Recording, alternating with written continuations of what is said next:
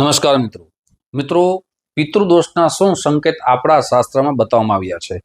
જો આ સંકેત તમારા ઘરમાં મળતા હોય તો શું કરવું જોઈએ, શું ઉપાય કરવા જોઈએ।